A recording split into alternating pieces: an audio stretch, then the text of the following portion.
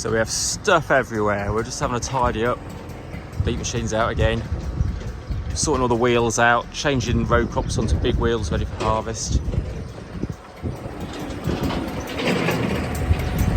Just changing this digger oil.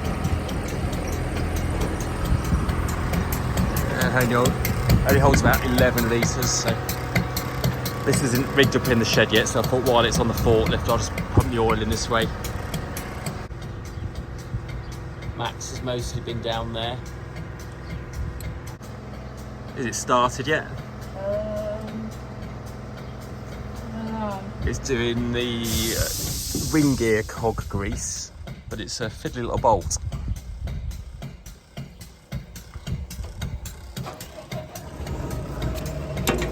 About it. G'day, I'm out on the little power harrow today, and I'm not doing anything I could be proud of. So I'm just in some wet holes, the legacy of winter on bad drainage, cultivating in some, well, do I say it's a cover crop? It's a phenomenal plant. Yes, so the devil in me says call it a cover crop and I'll get away with it. So this is red shanks and carpet, but it's actually tilling in really well. So if that isn't doing a job of a cover crop, I don't know what is.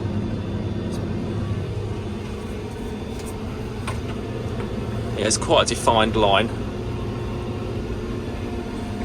Nearly up to the top of the front tractor wheel.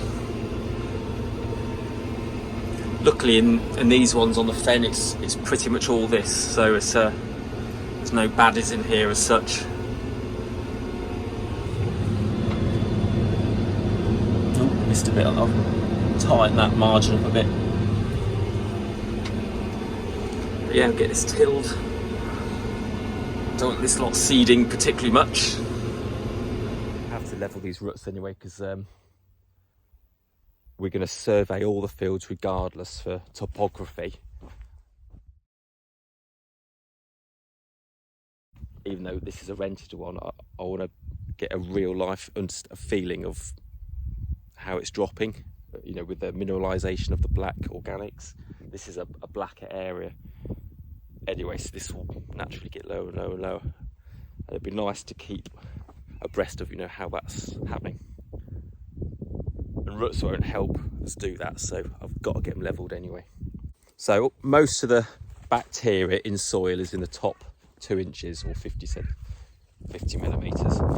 So with the power harrow, it can tiddle it all down into that area and get a good quick breakdown. Good example of that is on a gate, on a fence post. It'll always snap off at the soil surface, and that is because the bacteria getting in there and nag. I didn't learn that at school, but I find it fascinating. So all the seeds, they're just on the bit of becoming viable, so I'm quite keen to tiddle them in now. Fat hen, it's actually quite pretty. I mean, if you ignore the horror of it all. Yeah, it's a lovely moist medium. I mean, we've had buckets of rain this week. I mean, what is it, Saturday now? Monday we had an inch. But crikey, it's sapped it in, but it's lovely and moist. So yeah, with the bruising effect of these rotors, it won't do any harm. Get it back tiddled in like this. The winter legacy goes on though, because when this stuff, flatgrass seeds, I mean, there's thousands of seeds in just this one little plant. So that legacy is with us now for far too many years. So what can we do about it? Right, this is what I like. This is what we can control. Spring cropping, new drainage plan. We're going to talk to the landlords and see if we can get this field drained and hopefully help them understand the implications of no drainage. They might not know at all. This is the conversation we need to have. They might be watching this. Who knows? But we'll see. You can see those lines in the weeds there. So that is the straw swath after the combine. So it was baled, it wasn't turned, it wasn't wet, it was just baled, but obviously it's caused some sort of either moisture deficit or too much moisture at seeding, too much chaff. I don't know. I'm going to keep an eye on it this year. I just thought it's interesting. But every trail of straw, has got basically half the germination. My neighbours has done it as well, and theirs was baled. So whether it's the chaff going into the straw swath and mellowing through, mulching the soil, I don't know. But I'm certainly going to keep a good eye on it this year. So I'm just in Gloucester today looking at seed. Look how pretty it is. So up here, because this seed grower has got really good isolation. Spray oil on the plants. It's very obvious, isn't it, when it looks been sprayed with wax. The water just sits on it. Looking at spreading your prime example this morning, dry here, 5 mil. Big difference. Yeah. Yeah. No, that's all right. It won't take too long.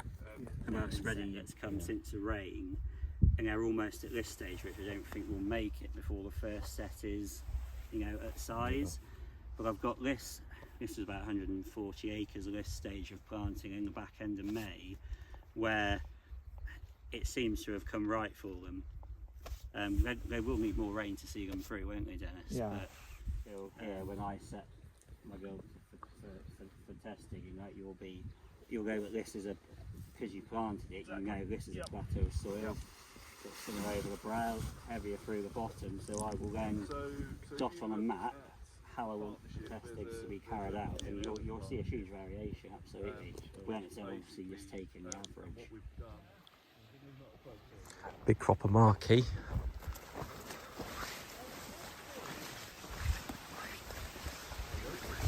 Have a look at picture. Lavender farm over there.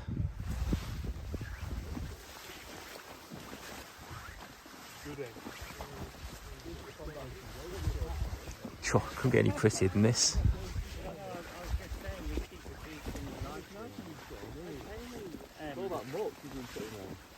This actually, out of interest, I didn't actually believe the indices on this field. They were like 5s and 6s.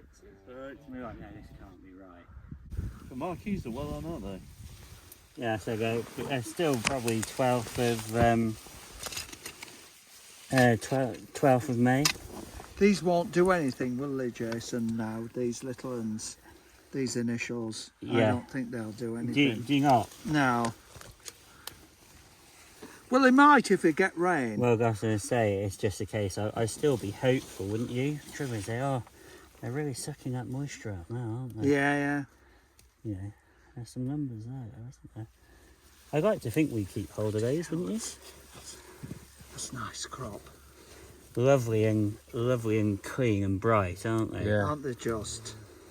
They literally look like earlies. Have they done second inspection on these yet? Yeah, all done, all through. Yeah. What's your biggest on here, Jason? See those, like you say, that's why we could just do a bit more rain to keep hold of those, couldn't we? Yeah.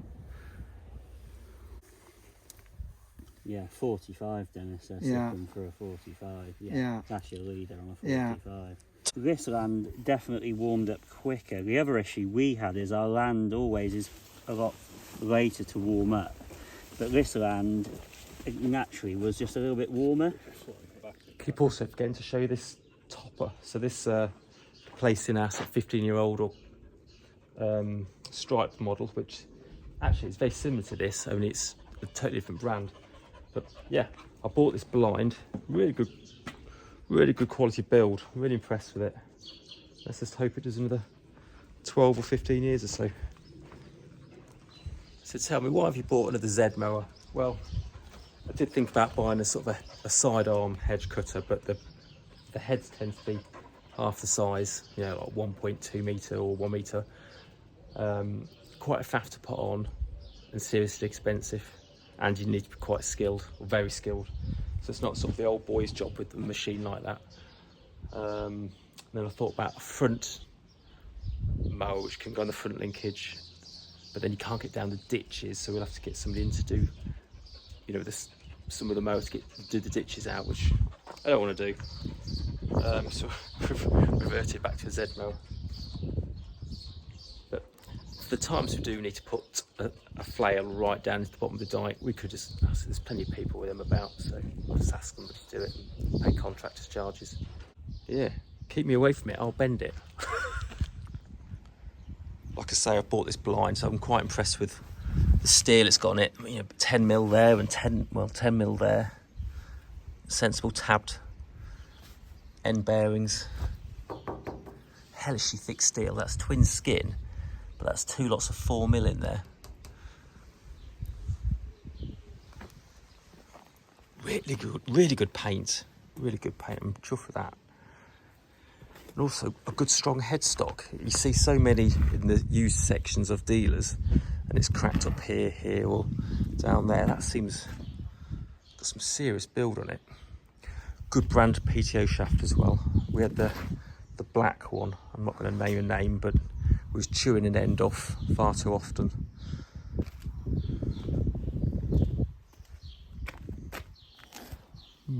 We'll see. Yeah, excited. Let's get on it. What? Yeah, just wind it on like a little coiled spring.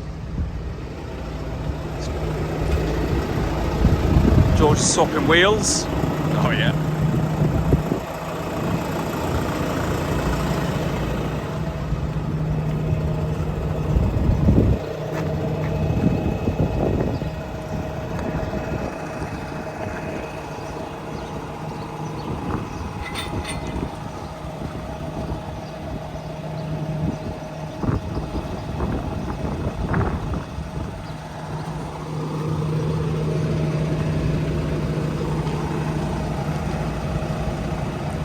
Beauty of this thing, you can do it on the front as well as the rear.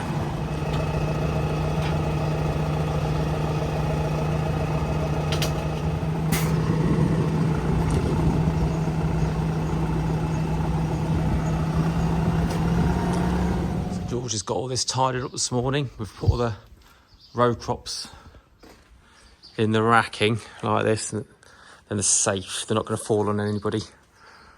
And it's such a palaver if you put them flat. Getting them back on the feet's the hard bit, so we lock them like this. Got nowhere to go, get them out quick. But I'd really like to make some frames you can wheel them in and then move them about on the loadle. Yeah, it's had a bit of reshuffle, got rid of some more clutter. There's only a little bit left now. Yeah, good. So we have Max here digging out the digger, so it's bunged up under there. It's going hard, but it's just about trippable. It's not quite concrete yet, but an envious job. And then this digger's actually done 500 hours, just over 500 hours since we got it, and most of that's been dipped in, which has surprised me a bit.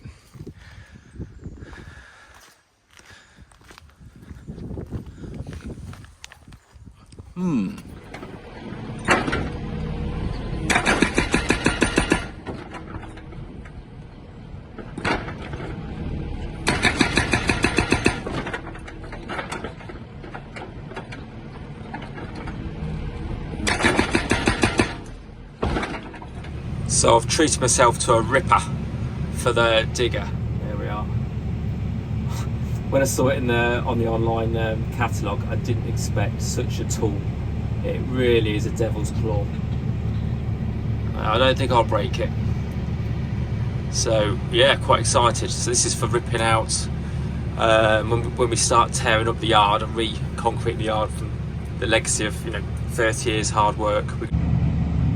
So much of the old yard behind me was poured by hand or mixed by hand in the days before ready mix, when I was 12 or 13 years old. And actually Ian Robertson, you know who you are, you helped hand mix this, and but that was before we had industrial forklifts on the premises and heavy kit. So it's only 5-inch thick, and it's had its time now, so we're aiming to tear this yard out when it fits in. This claw's going to help tear it out after we've pecked it small, so we can use the concrete again as more sub base somewhere else.